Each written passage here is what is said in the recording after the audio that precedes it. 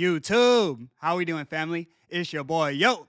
And this is another episode of Yo Hoops. We go through every NBA game every day. Today's Thursday, February 27th, and we have a 5-game NBA card. I'm going to walk you through every game, let you know which sides I like, and stick around because I have 2 highlighted plays for today. I do this every day for free, so please leave a like, subscribe to the channel, and let me know your favorite game in the comment section below. Without further ado, let me get into today's recap. Recapping yesterday, we went 1-1. We split our highlighted plays of the day.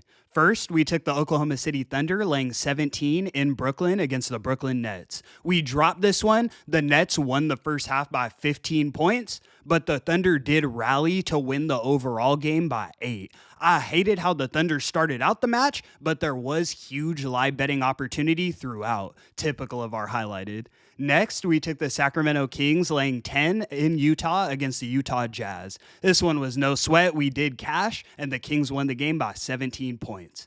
Thanks for rocking with me, guys. I'm looking to knock it out today. And without further ado, let me get into today's games. In our first matchup of the evening, we have the Golden State Warriors in Orlando taking on the Orlando Magic. Warriors are laying 5 points, and the total is 210.5. The Magic have definitely been disappointing this season, but the main spots they have cashed have been at home. Overall at home, the Magic are now 17, 12, and 1 against the spread. These two teams did face off recently on January 3rd of this month, and the Warriors won 104-99, so this spread was covered. That was before the Jimmy Butler trade, but Andrew Wiggins did drop 25 points in that game, and the Magic still covered, like I'm saying. In every game that the Magic lose, it feels like Paolo and Franz Wagner are shooting 30% from the field on 45 combined shots.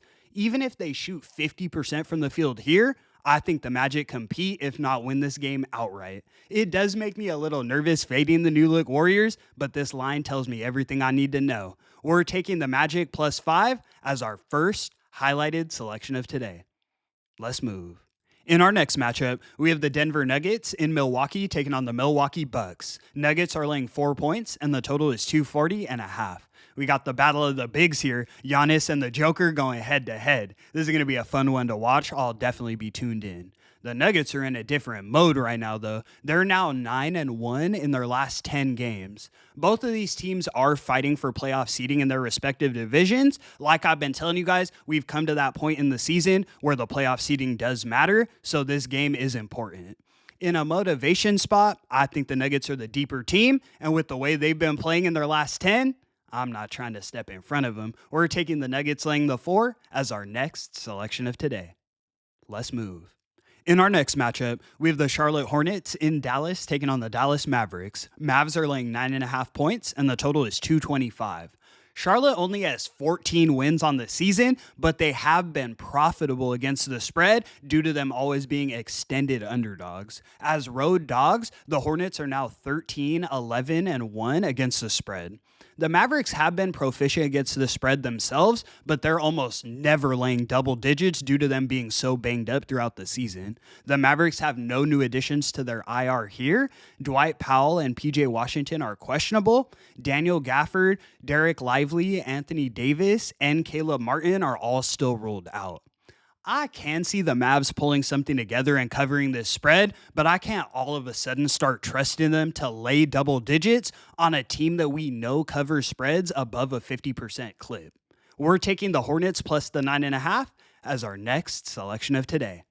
Let's move. In our next matchup, we have the New Orleans Pelicans in Phoenix taking on the Phoenix Suns. Suns are laying 8.5 points, and the total is 236.5. For me, this game comes down to how bad the Suns have been as home favorites. They're now 5, 14, and 1 against the spread, laying points at home. They do get wins at the crib, but they're usually expected to cover extended lines, which gets them in trouble.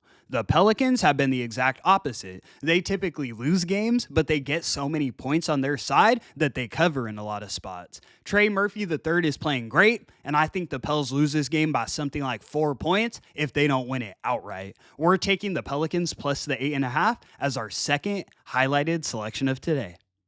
Let's move. In our last and final matchup of the evening, we have the Minnesota Timberwolves in Los Angeles taking on the Los Angeles Lakers. Lakers are laying 6.5 points, and the total is 228.5.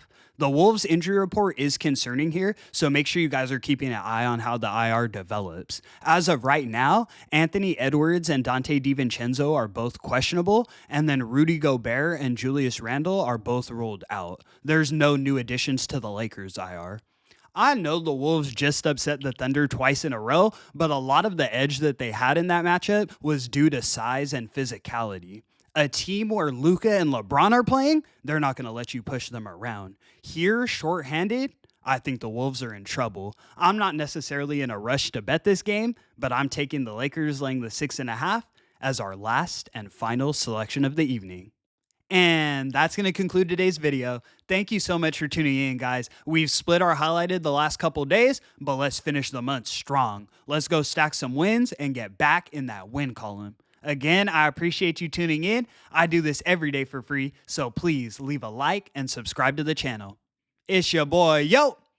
And until the next one, I'ma catch y'all. Peace.